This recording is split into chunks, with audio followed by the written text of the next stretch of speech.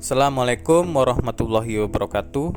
Perkenalkan, nama saya Fahmi Fadilah, berasal dari Dinas Ketahanan Pangan dan Pertanian Kota Tarakan. Saya berasal dari Angkatan Latsar 59 dengan nomor daftar hadir 15. Di sini saya ingin membahas terkait learning journal yang masuk dalam agenda 3 manajemen ASN dan Smart ASN. Berikut pemaparannya. Membahas terkait manajemen ASN, pengelolaan ASN untuk menghasilkan pegawai ASN yang berjiwa profesional, juga memiliki nilai-nilai dasar, yaitu nilai dasar Pancasila, memiliki etika dalam berprofesi, juga bebas dari intervensi politik, dan tentu saja harus bersih dari praktek KKN, korupsi, kolusi, dan nepotisme.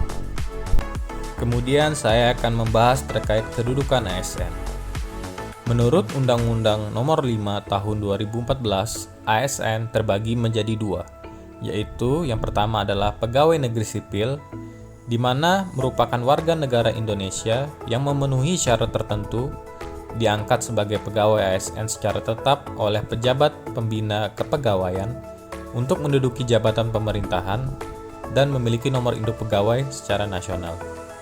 Kemudian yang kedua adalah PPPK, yaitu warga negara Indonesia yang memenuhi syarat tertentu yang diangkat berdasarkan perjanjian kerja untuk jangka waktu tertentu dalam rangka melaksanakan tugas pemerintahan sesuai dengan kebutuhan instansi pemerintah dan juga sesuai dengan ketentuan perundang-undangan. ASN juga memiliki peran, diantaranya adalah memiliki fungsi dan juga tugas. Fungsi dari seorang ASN berdasarkan Undang-Undang ASN, yang pertama adalah menjadi pelaksana kebijakan publik. Yang kedua, menjadi pelayan publik, dan yang ketiga adalah perekat dan pemersatu bangsa. Dan tugas-tugas seorang ASN yang pertama tentu saja adalah melaksanakan kebijakan yang dibuat oleh pejabat pembina kepegawaian.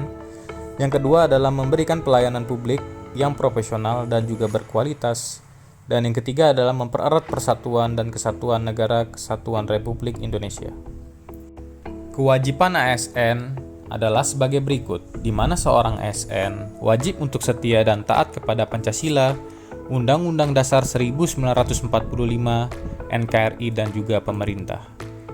Menjaga persatuan dan kesatuan bangsa, dan juga melaksanakan kebijakan yang dirumuskan oleh pejabat pemerintah.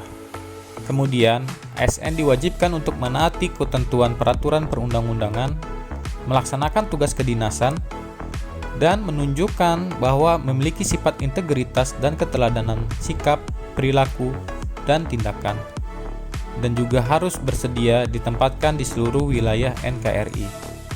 Hak-hak yang diterima oleh PNS dan PPPK tidak jauh berbeda, di mana hak PNS yang diterima adalah gaji dan tunjangan, cuti, pengembangan kompetensi, perlindungan, dan juga jaminan pensiun dan jaminan hari tua.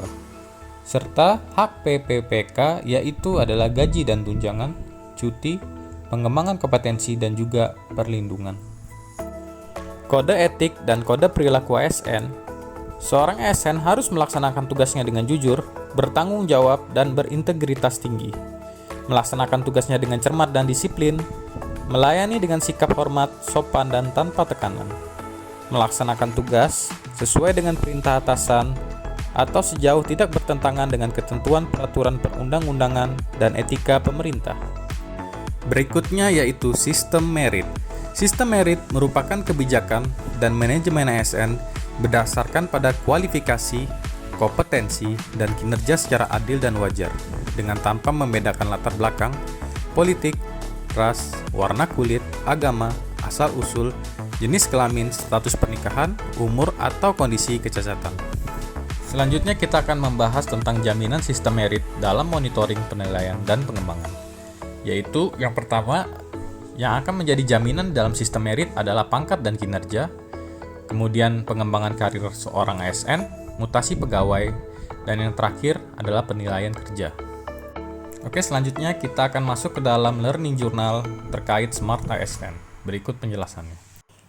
Literasi digital, yaitu adalah kemampuan untuk mengakses dan mengelola serta memahami, mengintegrasikan, mengkomunikasikan, serta melakukan evaluasi dalam menciptakan informasi secara aman dan tepat.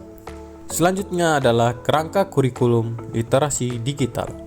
Terbagi menjadi 4. Yang pertama, digital skill, yaitu kemampuan mengetahui, memahami, dan menggunakan perangkat keras dan piranti lunak TIK, serta sistem operasi digital dalam kehidupan sehari-hari. Berikutnya adalah digital culture, di mana kemampuan membaca, menguraikan, membiasakan, memeriksa, dan membangun wawasan kebangsaan, nilai Pancasila, dan Bhinneka Tunggal Ika dalam keseharian, dan digitalisasi kebudayaan melalui pemanfaatan TIK. Yang ketiga adalah digital etik, di mana sebuah kemampuan menyadari, mencontohkan, menyesuaikan diri, dan merasionalkan, mempertimbangkan, dan mengembangkan tata kelola etika digital dalam kehidupan sehari-hari.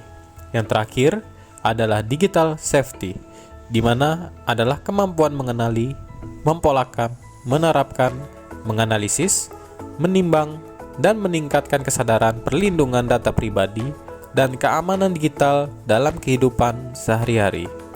Selanjutnya adalah etika bermedia digital, di mana etika bermedia digital adalah kemampuan individu dalam menyadari, mencontohkan, menyesuaikan diri, merasionalkan, dan mempertimbangkan, serta mengembangkan tata kelola etika digital dalam kehidupan sehari-hari. Kita sering sekali menemukan konten negatif yang membanjiri media sosial kita, di mana itu dibarengi dengan perkembangan dunia digital, tentu akan menyasar kepada para pengguna internet yang substansinya mengarah pada penyebaran kebencian atau pemusuhan berdasarkan suku, agama, ras, dan juga golongan. Contoh-contoh konten negatif yang terus berkembang di dunia maya adalah salah satunya adalah hoax, kedua adalah hate speech, dan yang ketiga adalah cyberbullying. Terima kasih. Semoga apa yang saya sampaikan dapat bermanfaat bagi teman-teman semua, terkhususnya kepada saya pribadi. Saya ucapkan Assalamualaikum warahmatullahi wabarakatuh. Saya sebagai ASN bangga melayani bangsa.